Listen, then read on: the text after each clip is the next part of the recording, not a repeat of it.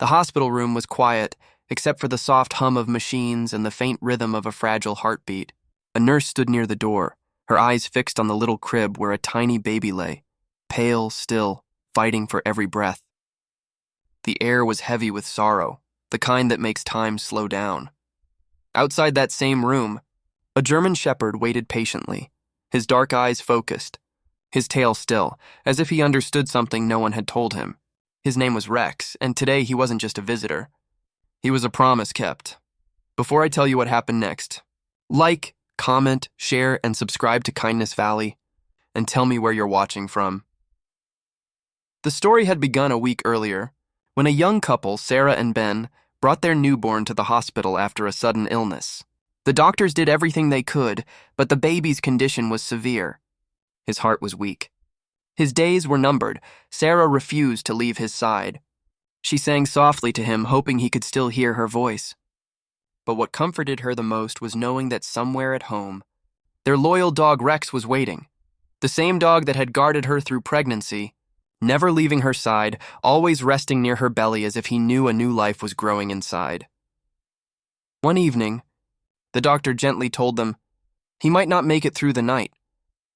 The words broke the room in half. Sarah fell silent. Ben stood frozen.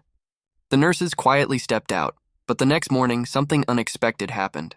Sarah looked up to see Rex at the hospital door, his leash dragging on the floor. Somehow, he had escaped home and tracked their scent across town, to the exact building, the exact room.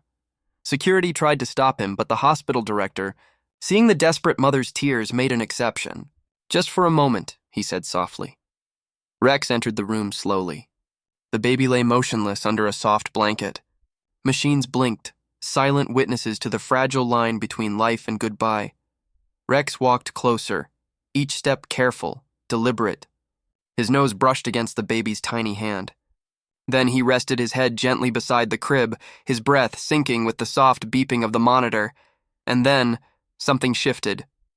The monitor, which had been steady but faint, began to change. A small rise in rhythm, a flicker, a heartbeat. The nurse rushed to the machine. "His heart rate's increasing," she whispered. Sarah gasped, tears streaming down her face. She placed her hand over her baby's chest, the warmth returning, the rhythm growing stronger. All the while, Rex didn't move. His eyes stayed on the child, calm and focused, as if guarding him from something unseen. Doctors entered, checking, rechecking. It didn't make sense. Medically, nothing had changed, but emotionally, everything had. Over the next few hours, the baby's strength slowly returned. His breathing deepened. His color warmed. The doctor finally said it out loud. "He's responding. Whatever this is, keep it." And so Rex stayed. For 3 days, he refused to eat, sleep, or leave that room. He lay beside the crib, his paw sometimes touching the baby's blanket. Nurses came and went, whispering in awe. Families from other rooms stopped by, quietly moved by what they saw, a loyal soul keeping watch over the smallest one among them. On the 4th morning, the sun broke through the window, soft golden light spilling across the bed. The baby opened his eyes fully for the first time. His tiny fingers reached toward the edge of the crib, and Rex lifted his head, ears perked, tail thumping softly against the floor. Sarah cried as she whispered, "You waited for him, didn't you?" Rex simply laid his head back down, content. Weeks later, the doctors declared what they called a miracle. The baby recovered completely, no long-term effects, no explanation. But the family didn't need one. They already knew what had healed him. Not medicine, not machines, but love in its purest, most loyal form. When they finally returned home, Rex followed the baby's crib everywhere it went. If the baby cried, Rex was the first to reach him. If laughter filled the room, Rex wagged his tail as if joining in the joy. The bond between them grew like something sacred, born from a moment between life and death, and sealed by a promise only a dog could make. Months later, when the story spread online, millions around the world wept and smiled. They called Rex the guardian angel with paws. But for Sarah and Ben, he wasn't a hero, he was family. And sometimes, on quiet nights, Sarah still looked at Rex sleeping near the crib, his head resting on his paws, and whispered, "You gave him back to me."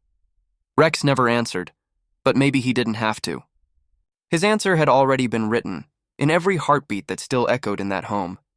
Because sometimes love doesn't need words. It just needs presence. And sometimes, the kindest souls don't speak our language. They simply show up when we need them most. If this story moved you, like, comment, share, and subscribe to Kindness Valley and share your thoughts below. Because true love doesn't always wear a uniform or carry a medal. Sometimes it just has 4 legs and a heartbeat that heals the world.